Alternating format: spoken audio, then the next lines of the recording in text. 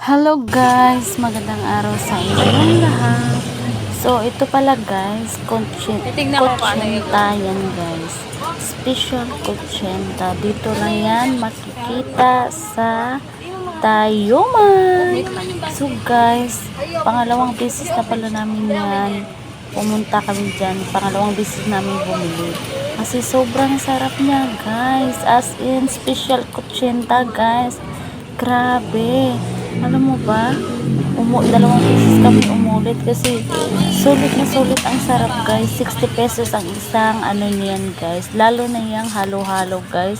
Grabe, ang dami mangga. Ang halo niyan mangga at saka may dragon fruit. Tapos may konyelo, mais. Sarap yan guys. Grabe, special yan guys ha. May yema pa yan guys. Grabe, sarap dito guys. Sulit na sulit dito guys. Sikat na sikat pala to dito guys sa Tayuman Street. Ayan. Diba? Tinignan. Yung kutsinta. Ganyan talaga. Dinadalaw. Balikan nyo dito guys sa Tayuman Street. Puntahan nyo na guys kung gusto nyo. Grabe, special yan dito guys. As in, natikman ko siya guys ng first time ko siyang natikman. Nasarapan ako. 50 pesos lang yung isang ano yun, order.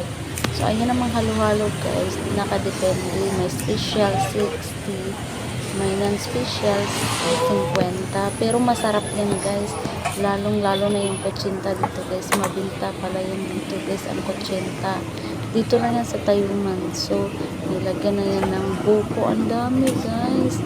Tapos hindi nyo alam mamaya ano pang ilagay dyan. Ang sarap, grabe, as in, super duper guys, sulit na sulit.